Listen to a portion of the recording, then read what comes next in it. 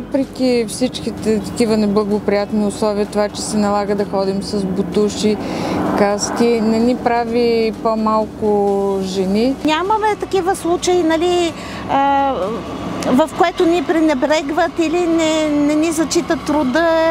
Напротив, всичко ни е в сътрудничество с мъжкия колектив.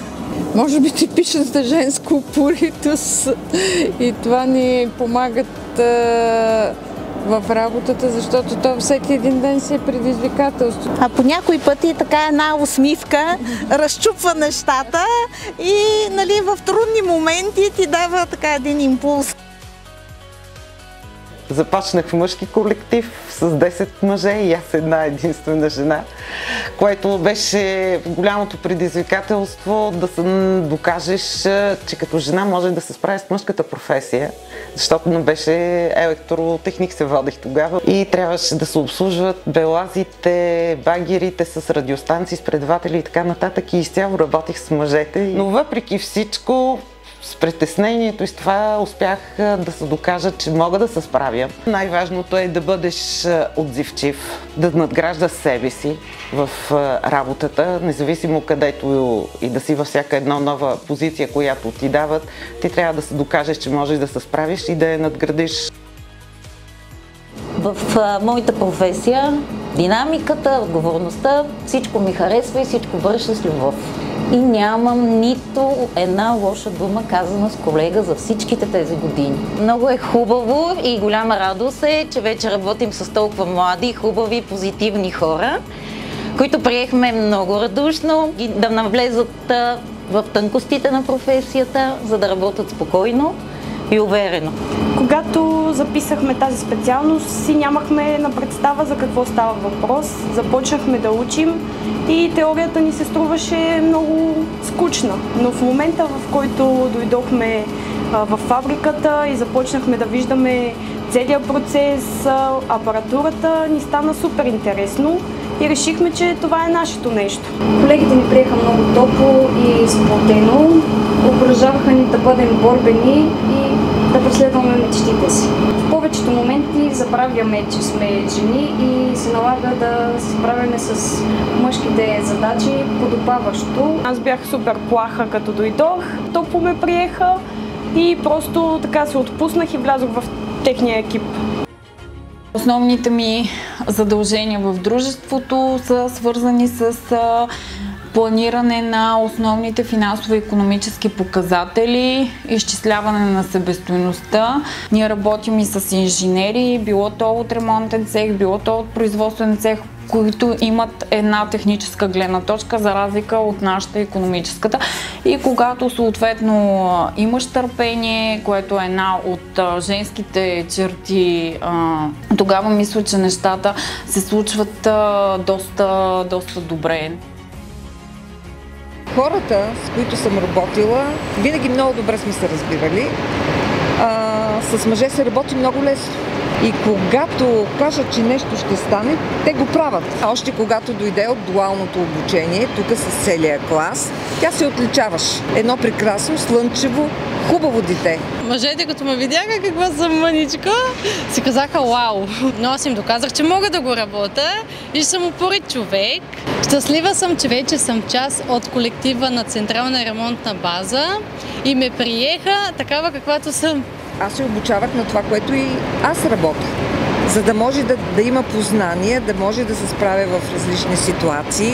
Тя ми показа, че жените не сме по-слабия пол. Работя в изключително мъжко предприятие. Не мога да разделя кое е по-лесно и кое е по-трудно. Аз нямам проблеми нито с мъжкия пол, нито с жени да работя. Учениците, като идват тук и стажантите, друго може и да не ги научи човек, но просто да се научат, че трябва да уважават по-голямите. Дипломата не е всичко. Тя е един документ. Практиката и колектива са това, което те учат и те изграждат като човек. Обстановката в лабораторията е много топла, приятна, работата е много разнообразна. Тук се чувствам не само като на работа, чувствам се като дома си. Много се радвам, че нашето ново попълнение от такива млади, хубави момичета, те са много образовани, много интелигентни. Колежките ме учат на много тънкости, които преди това нямаше как да знам. Учат ни на много неща, ние тях на професионализъм, те нас на... Дето има една дума на бъдеще. Работата в женски колектив е предизвикателство, защото всяка жена е със своя собствена индивидуалност и характер и понякога е трудно съвместяването на повече от два на едно място. Но винаги намираме начин да работим заедно като един голям, сплотен колектив. Жената в тази работа трябва да бъде организирана, да е бърза, да е съсредоточена, да е мултифункционална, както може всяка жена, едновременно да върши по няколко неща. Работата е динамична, отговорна и изисква много прецизност и старание, особено в нанасянето на данните. Работя предимно с мъже и в началото на моята кариера съм срещала доза недоверие. От друга страна, това пък ме е амбицирало да работя по-усилено, да се уча, да се развивам и да се доказвам сред мъжкия екип. Мисля, че формулата за успех е човек да бъде отдаден в работата си, да бъде професионалист, да бъде добронамерен и трудолюбив. Много е важно също да си лоялен и постоянен в нещата, които правиш. Работя в компанията от 35 години, като почти 25 съм в отдела по екология. Приемам работата, свързана с опазване на околната среда, като предизвикателство и мисия. Аз имам привилегията и късмета да работя с млад, амбициран мъжки екип. Мъже, които аз приемам като свои деца. Така че, ако има някаква тайна, това е, че когато си честен и открит с хората, с които работиш, нещата се случват. Хобито ми и професията ми някак си съвпаднаха и тръгнаха в една посока.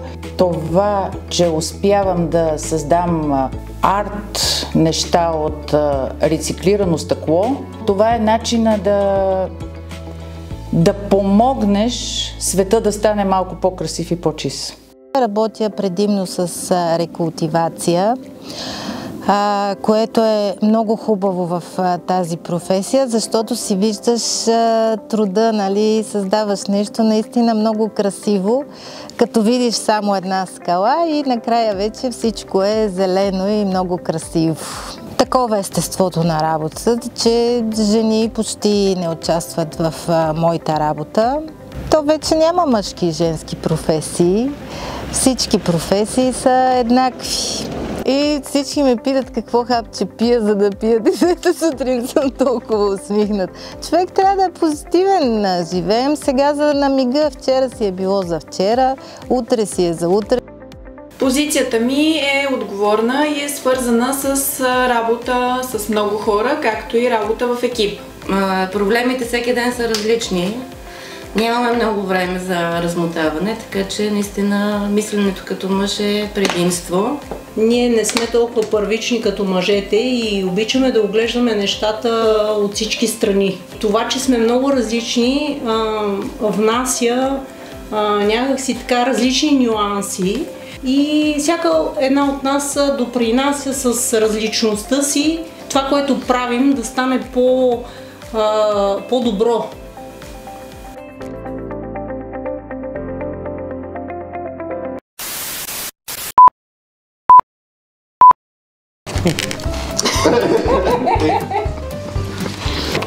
Което най-става. Което най-става. Ние старите знаем всичко.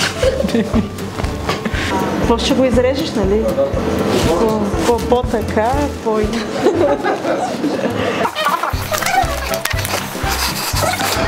Но и не записваш още. Направим 6 репетиции. За тия работи не ги чета. Здрави, щастливи и са така красиви. Не са да не. Не. Добре. Спри. Добре. Да видя ли телефона или не? Дигай си. Да. 71%. 190. Кой ти помага? Ох, пак зациклих. Ти? Така. Значи, сега остана да кръпнат ни такива крилца. Крилата. Това се опитам да кажа. Излишното ще се изхвърли. Точно така. Онези яките там виждате. Да. Обаждам се за Теодор. Добре, че няма звук. Какво беше? Какво? Не го записвай това. Като му кажеше, нали, би ли бил така добър, колкото си красив да ми свършиш това нещо? И мъжете винаги се отзовават на тази молба. На нашите мъжки момичета мога да пожелая да продължат да работят със същия ентусиазъм и същия хъс, за да се справят с тези невероятни предизвикателства пред тях. Получи си, нали? Добре. Бързо.